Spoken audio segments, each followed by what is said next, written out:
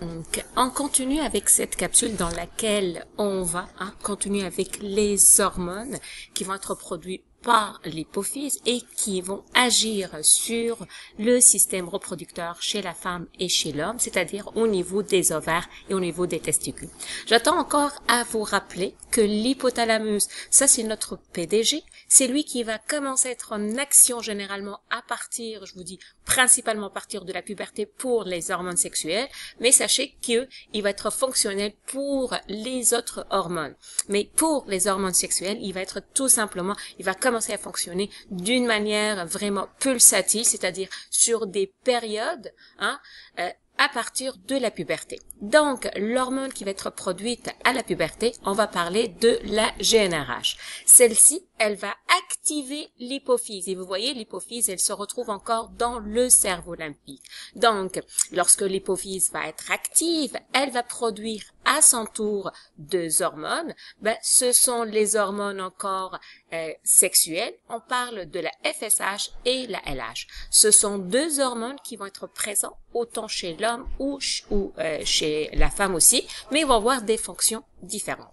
On va commencer tout d'abord par voir le rôle de la FSH. Donc, la FSH est une hormone sexuelle. Elle va être produite par l'hypophyse. C'est une hormone folliculostimulante.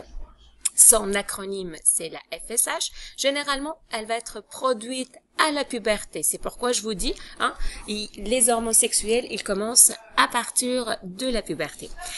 Comment ils vont agir? Elles vont agir chez l'homme et chez la femme. Tout d'abord, chez la femme, elles vont agir au niveau de l'ovaire et vont assurer la maturation du follicule, c'est-à-dire le développement du follicule jusqu'à qu'il devienne un ovule prêt à sortir. Chez l'homme, ils vont assurer la maturation des spermatozoïdes et vous allez voir un peu plus tard que il y a différents stades dans le développement des spermatozoïdes. On continue avec la deuxième hormone qui va être produite encore par l'hypophyse. C'est l'hormone lutéinisante. Son acronyme, c'est LH.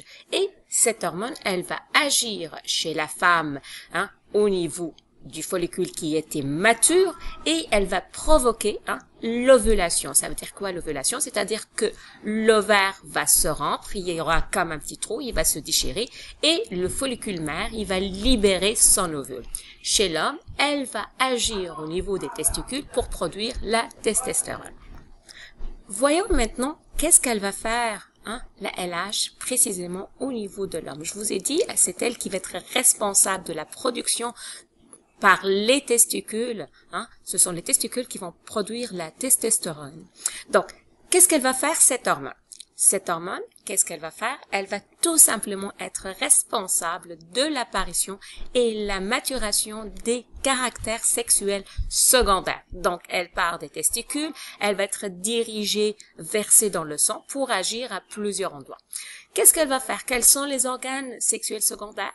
On va parler généralement de changement de voix, donc la voix va être plus grave. On va parler d'agrandissement d'organes génitales. On va avoir un accroissement, une augmentation de la masse musculaire et augmentation de la pilosité. Donc, si je résume le système hormonal au niveau chez l'homme, je vais parler de, tout d'abord, j'ai l'hypothalamus. Je ne l'ai pas marqué ici, mais sachez que l'hypothalamus va commencer aussi à agir, à être actif au niveau de la puberté.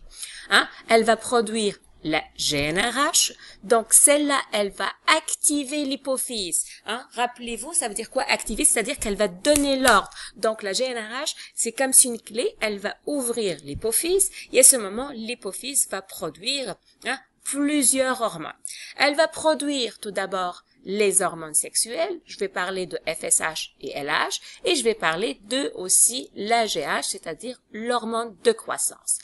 La FSH et la LH, ils vont agir sur les testicules à deux niveaux. Tout d'abord, c'est eux autres qui vont assurer la production et la maturation des spermatozoïdes, mais aussi c'est eux autres qui vont aussi produire et vraiment une grande quantité la testostérone. La testostérone, c'est une hormone qui va être libérée dans le sang et elle va agir à plusieurs endroits de notre corps. Elle va agir sur le développement des organes génitaux, sur encore une production en continu des spermatozoïdes, l'apparition des poils, le changement de voix, l'augmentation de libido et aussi le changement d'humeur en fonction des hormones. En même temps que ça se passe, mon hormone de croissance ne cesse d'être produite en grande quantité, ce qui va stimuler une croissance générale de tous les organes. Ceci chez l'homme. Pour la prochaine capsule, on va voir qu'est-ce qui se produit chez la femme.